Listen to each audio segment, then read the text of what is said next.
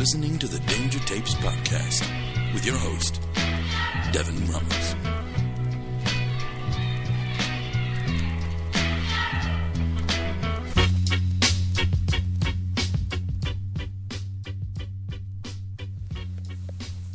What's up, everybody? Welcome to the Danger Tapes podcast. My name is Devin Ramos, and today I'm doing this inside.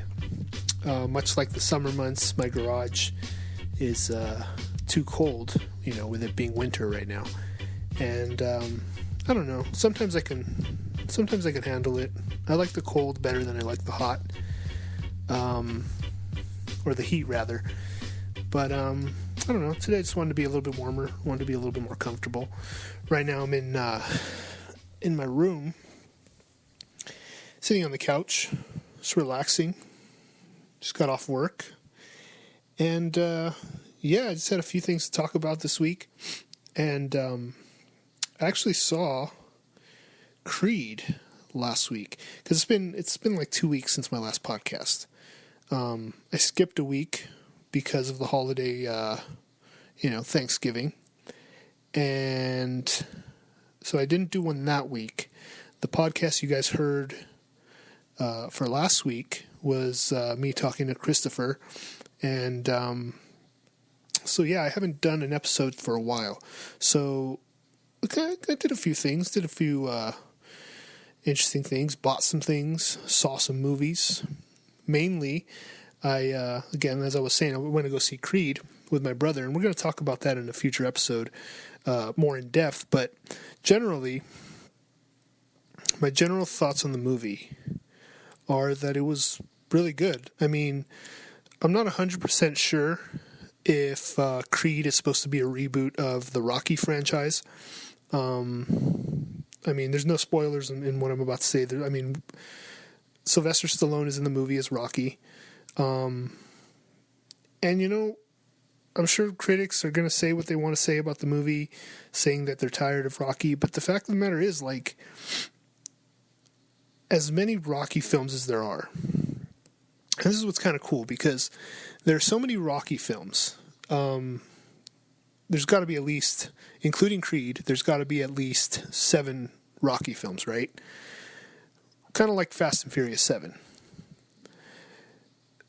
With that in mind, it's different from Fast and Furious or the Fast franchise, or whatever you want to call it. It's different from that because you're getting a sense of the character's entire life, for Rocky, that is, from him fighting Apollo Creed in the very first movie all the way to the end, to him training Apollo Creed's illegitimate son. And when you really stop to think about it, you get a sense of this whole life, his whole career. And now you're getting a sense of how Rocky has affected other people's lives. It's really interesting, I think. And I really like the movie. I'd see it again. I'd pay to see it again. A lot of times I'll see a movie again, but I probably wouldn't pay to see it again. It'd have to come on like Netflix or something. But I'd actually pay to see Creed again. It was a really good movie. If you're a fan of the Rocky franchise, I think you'll really like it. Rocky movies have a way of making you feel like, man, I should go fucking train tomorrow. And I felt that way watching Creed. I didn't do it as, I didn't go as hard as Creed did in the movie. But, I hit the gym, rode the bike, lifted a little weights for about an hour. That was my training for the day. Did that about 3 times last week. I didn't put on any weight for Thanksgiving, but I was sure able to keep it off by going to the gym and being inspired by Creed. I recommend it. I think you should see it. If you're interested, even the slightest bit interested in seeing it, it's a good movie. And like I said, I'm going to talk about it in depth with my brother. We're long overdue for a movie podcast. People seem to enjoy those. I enjoy doing those as well. And hopefully we'll have that we'll have that in a couple weeks for you. I don't know when I'm going to see him again, but I think it's going to be a good one. We're going to focus on boxing movies for this one, I believe. So I think you guys will enjoy it. Moving on. Actually, I did want to do this podcast before I played Fallout. That's mainly the reason I'm like doing this podcast right now, because I knew I had to do a podcast for next week. And I knew if I had waited and just played Fallout first, Fallout 4, I wouldn't have done it. So I had a little bit of energy right now to do it. And yeah, I've been playing Fallout 4 like with all my downtime. I've been playing Fallout 4. I've actually been really busy with school. Been writing a lot for school. More than usual, which is, I mean, it's not strange considering I'm in college, but it's I don't know. I guess I being in the field, not field. What's the matter with me? Being in the taking the courses that I'm taking. It's been a long time since I've taken English classes. It hasn't been that long, maybe about a year, but I'm definitely not used to the writing like I was, and I'm not buckling under pressure, but I'm definitely feeling the pressure. Ow, my shoulder. So yeah, I've definitely been writing a lot. Been going to school. On my downtime, I've been playing Fallout 4. Yeah. And I've been playing the shit out of that game. I mean, nonstop. I've been making a couple of videos. People seem to like the videos that I made. I don't think I'm going to do like any live streaming type thing with it. I just like making little silly videos when I'm playing. And those are pretty cool. I like doing little things like that because they're not, they're not for the podcast. They're just little things I can make. And it's fun making little things that are not, that are sort of out of the ordinary for you. Sometimes. I know when I have to do something like crafty or creative, like if my grade depends on it, or for something, there's an absolute need for me to be creative, then I don't want to do it. But if it's me being creative on my own accord and me doing it and having fun with it and taking my time and getting lost in it, then I have a little bit more fun with it. And I think that's the case with these little videos that I've been making. Like I said, there's tons of people doing Let's Plays on YouTube, playing Minecraft and doing all that. That's not something I do. I just like making little videos. So if you've seen them, if you liked them, thank you for watching them, really. But yeah, that's literally what I've been doing since the last time I did a podcast. I mean, it's a great game. It really is. I mean, if you liked Fallout 3, or if you like Skyrim or the Oblivion games, you would like Fallout 4. And if you didn't play any of those, if you like first-person shooters, there's a lot of that. There's a lot of looting for different items. There's a lot of crafting. It's just an all-around good game. It's an RPG, which it doesn't play like one, And it's really fun. It's really, really fun. Really detailed and nuanced. Well, not really nuanced, but really detailed. And, I mean, the hype was definitely on point for this one. Because I know there's a lot of games, a lot of hype around them. I know there was a lot of hype for Black Ops 3, and even, I wouldn't even go so far as to say the hype for Grand Theft Auto 5 didn't match for Fallout 4. In no way. Because with Grand Theft Auto 5, we were promised heists, which there were heists, but I'm going to get to why it fell short of what I was expecting. We were promised heists and a really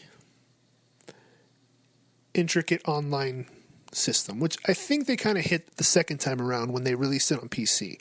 But with the heists, it fell short because there was only like 5 in the game. You know, I mean, maybe not even 5. There was like 3 to 5 in the game.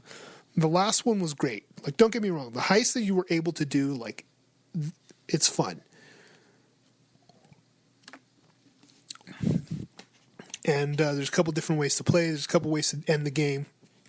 It's a good game. Don't get me wrong. But the hype for that game did not match my expectations whatsoever. And it wasn't even like I was expecting anything outside of what had been said was going to be in the game. I was expecting just more of what was promised. I don't think that's too unfair to ask. The Last of Us, hyped game, lived up to the hype. Didn't promise anything else. The only request I had for that game was something that I felt could have been in it, which was one more monster type enemy. That would have been cool. Otherwise, it was a great game. Lived up to the hype. Fallout 4 lives up to the hype. Everything that was promised about Fallout 4 is in Fallout 4, and it just built upon what made Fallout 3 great, but now it's better. That's what a sequel should be, and that's what it is. I can't complain about it. I love it. It's by far the best game I've played in a while. I think the last great game I played was that like held my attention for a long time. I can't even put my finger down on one.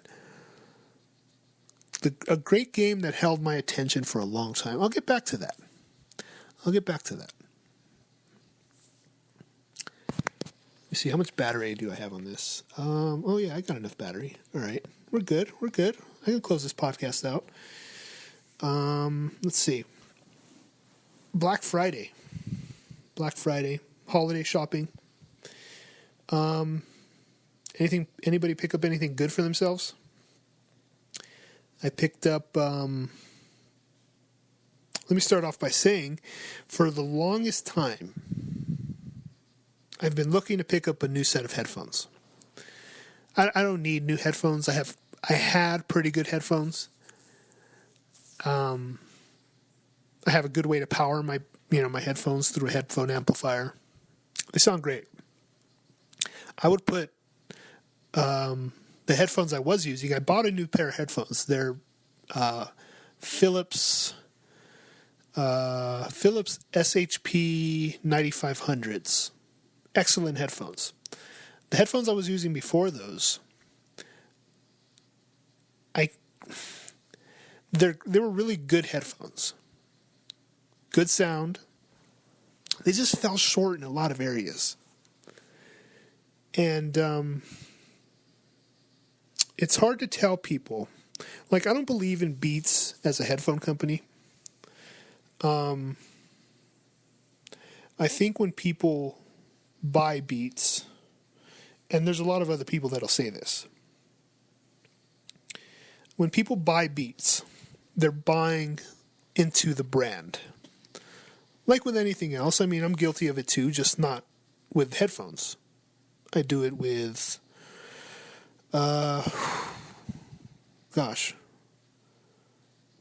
Apple. I'm talking on an iPhone. I'm buying into the brand. There's many other good phones out there, some of which I'm looking into now because of the rumors that they're going to get rid of the headphone jack. I don't know if it's true, but if they do it, I'm going to Android. But for instance, you can call me an Apple fanboy. I've been buying iPhones since the second generation iPhone. I didn't get the first, but I had the second generation, and I skipped the 3. But I wanted the 3. The 3 was pretty good. 3 was pretty good. Long forgotten, but it was pretty good. And the 4, the iPhone 4 was a good phone. Anyways, buy Apple products. I'm an Apple fuckboy.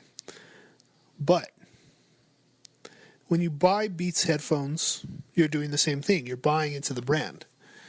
There's nothing spectacular aside from the price. It's a spectacular price of, $150 to $200.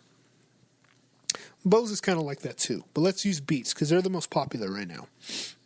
You're buying into the brand and you're paying. There's a really great video on YouTube that explains this.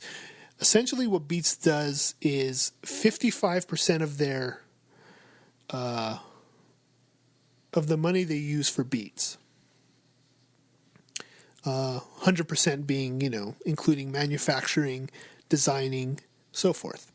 55% of that money is used for advertising and getting the Beats logo in as many places as possible. 55% of the money. The remaining 45% gets put into the headphone, let's say. And I'm butchering this, but it's just not worth paying that much for a Beats headphone because you're buying into that 55%. You're paying so Beats can continue slapping a Beats logo in your favorite movie. Or, for instance, in Straight Outta Compton. That's what you're paying for. So I don't believe in Beats as a headphone brand. In the same way a lot of people don't believe in iPhone or Apple as a telephone brand, as a smartphone brand.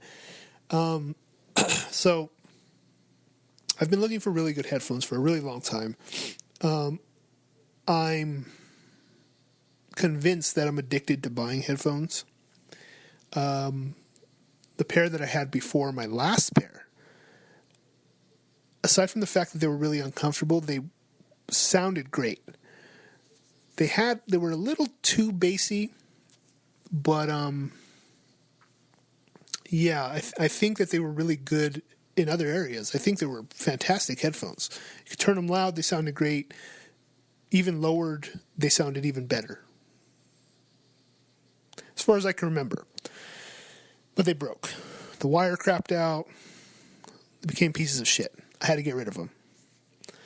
Last headphones didn't live up to that. There was a lot to be desired. They didn't have enough bass. If you turn the headphones loud enough, you can get a little bit of bass. But I listen to a lot of different types of music. But when I started collecting music, like CDs and stuff, I started with hip hop. So I have a lot of hip hop, and all of it is, has a lot of bass to it. And all the music I do have didn't sound good on these headphones. The last headphones you couldn't use with an iPhone because an iPhone apparently wasn't powerful enough to even power the headphones. So they were really low. So I had the last ones for about 2 years, and finally, earlier this year, I was just fed up with them. And I've been looking for a new pair, and there was a couple I had my eyes on. There was Audio-Technica's, I think, Audio-Technica 2000X's, which were like $450 headphones. This is why it took me so long to buy a new pair, because I had my eye on those for so long that I couldn't justify buying them, because the last pair I had sounded okay. After I tweaked them and did everything I needed to do them, they sounded okay. So I couldn't justify paying $400 for a pair of headphones when the ones I had sounded pretty good when I watched movies on my computer and so forth. So I didn't buy them. They just stayed in my Amazon wish list. I saw some Sennheisers, I think HD 650s and HD 600s, which were supposed to be really, really good headphones. But those ones were $300 and $350. The HD 650s being the $350 ones. So I didn't buy those either. They stayed in my Amazon wish list, and every Friday when I got paid, I looked at them and thought maybe I could justify it today, listen to some music and, and listen to high quality music straight from the CD, and thought, no, I can't justify it today. So I left it there in my wish list. And then, come Black Friday, I start watching some YouTube videos. I start watching a guy named Zeos, that's Zeos, on YouTube. And he's talking about these headphones that he bought called the Philips SHP 9500s. And they look pretty cool. I never really heard of Philips or I've never really known Philips as a headphone brand. So I kind of always wrote off that Philips didn't make good headphones, but apparently they do, because he praised these headphones to be just as good as the Sennheiser HD650s, which was huge coming from this guy, because he loved his HD600s, I think he had, and he liked the 650s. And he doesn't bullshit you. He even reviewed Beats headphones, said they were okay. He really knocked them mostly for the design, but